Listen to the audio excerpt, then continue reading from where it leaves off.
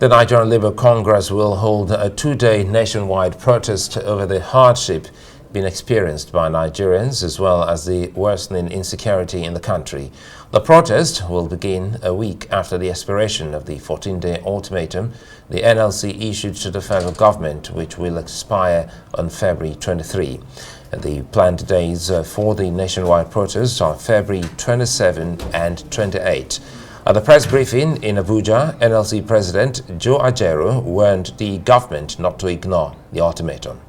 The NEC in session considered the unfortunate state of the nation, food suffering pervading the nation, the general crisis of living, the outrage expressed by majority, and the increased attendant fears of the continued consequences of these policies and the persistent refusal of the government to implement the tenets of the October Agreement.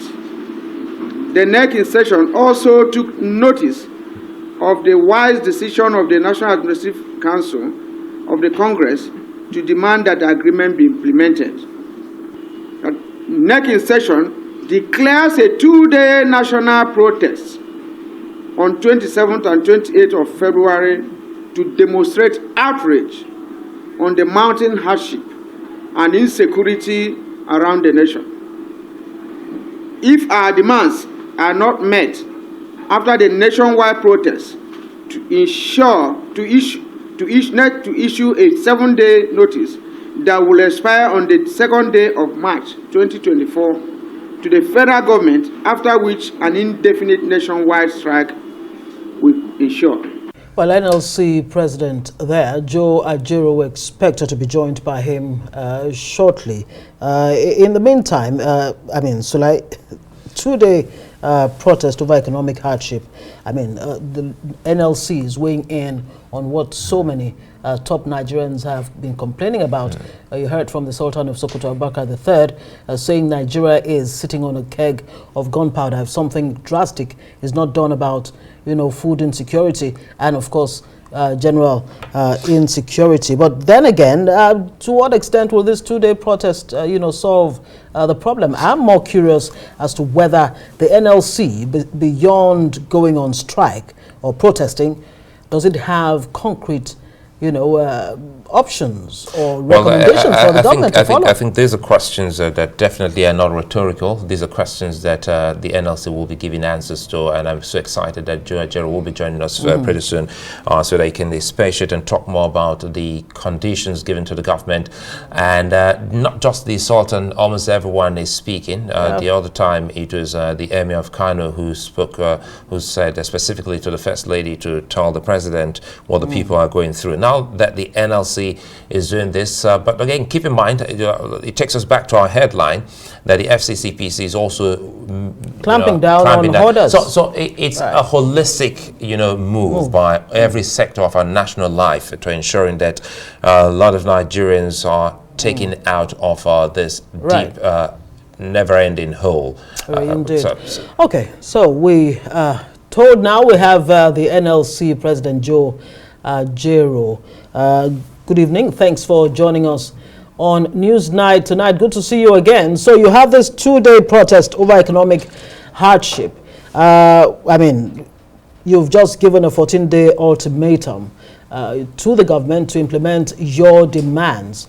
Beyond going on protests, what exactly are the options? What are the recommendations that the NLC is putting on the table for government to, come up with in a way that it can sustainably solve the food crisis and, of course, insecurity and other economic issues?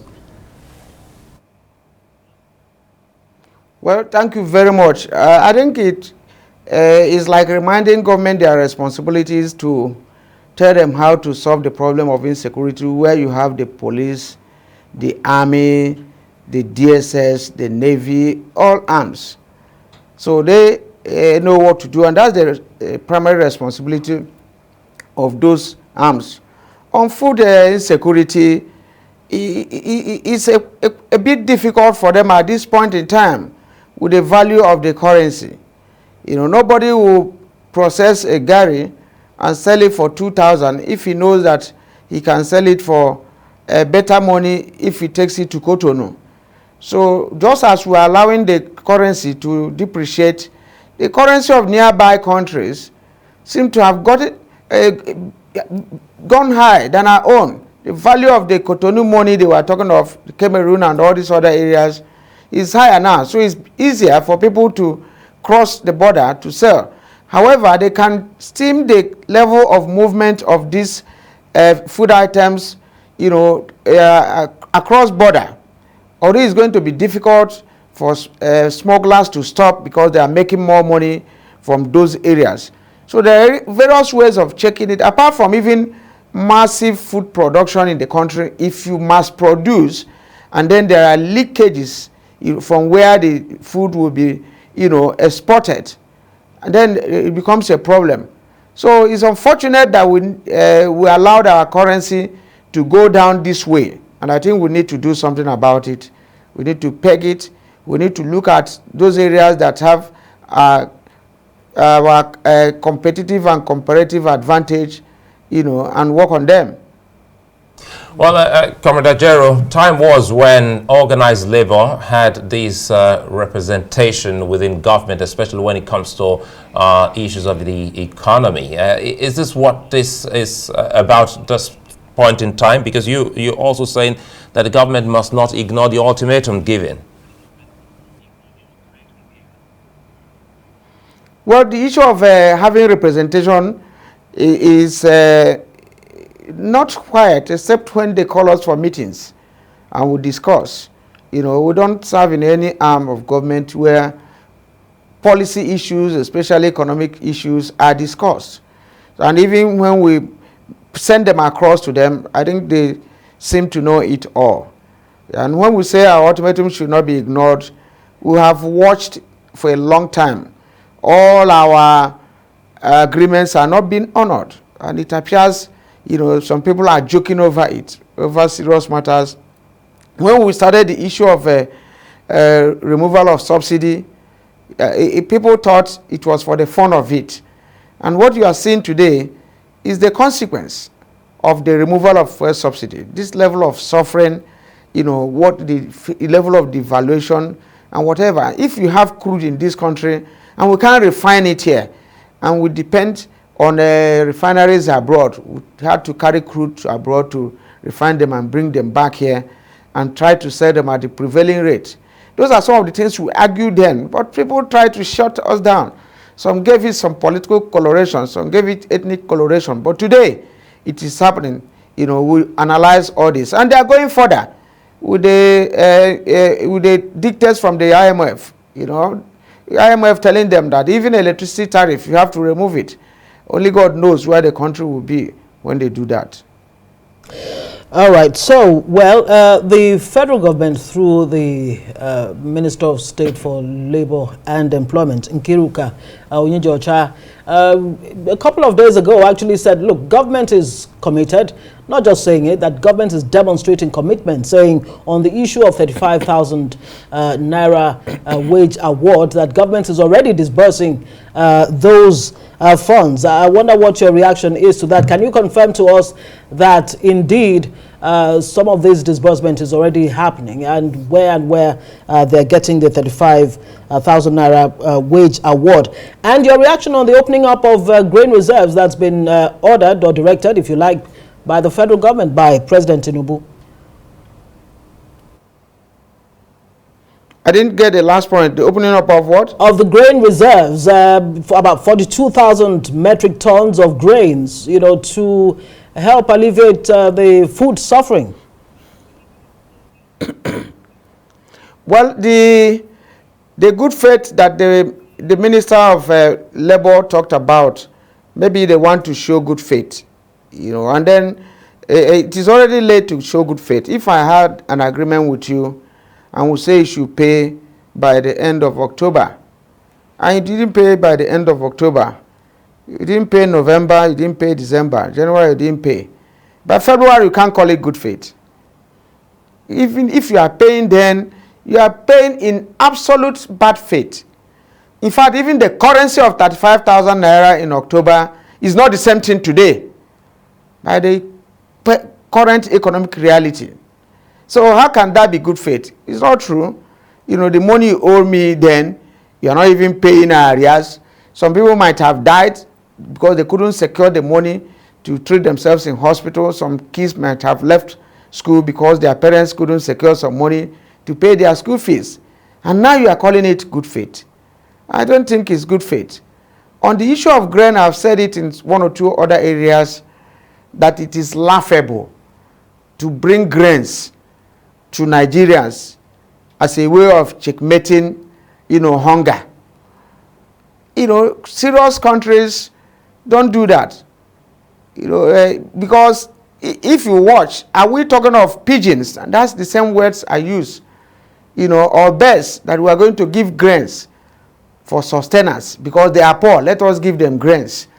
Grains that they will eat for how many days? 2 days, 3 days? Would that take place? Would that take over jobs?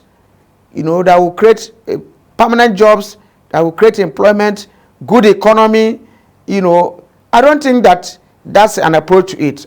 And this is an insult to Nigerians, to our collective psyche, that when we are hungry, when situation in the country is hard, they will bring few bags of grain. The grain they are bringing will not be enough to feed one state for even 3 days. So why are we talking of grains at this point in time? Is that the economic policy we want to have?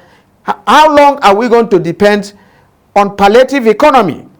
Is that the economic blueprint of this administration? Is it when we are hungry they bring grains? Can we think of something so that we know that this is the economic policy of the present administration and not tokenism, not palliative?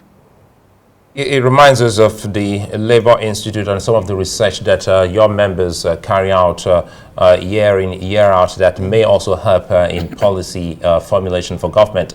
Quickly here, because it's just a week to the end of this ultimatum, you raised two key points there. The issue of the hardship on Nigerians and the big one, security.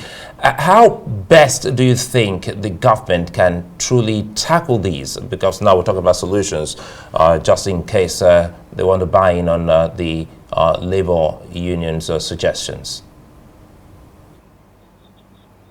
Well, most security advice are not given on air. However, in most instances where you have such security situation, you link it to the level of poverty.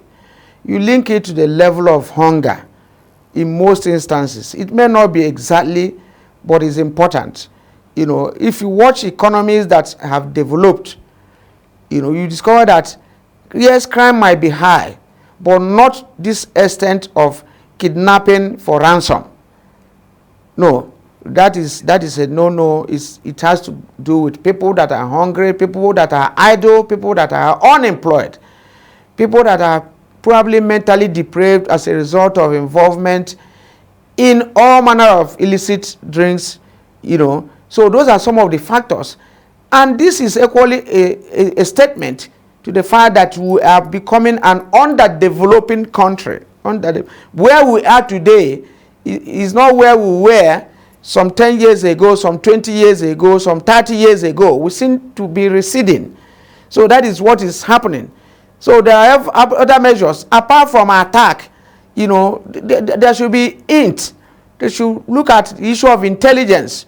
If you have kidnappers operating on a particular route, on a particular city, and you can't penetrate them through intelligence gathering, then it's a problem. That's not what we are going to be talking on the pages of newspaper or on the TV screen. Government has some experts and they know what to do, to checkmate this. It's getting out of hand. It's getting out of hand, clearly. And I must say this, and it's sad.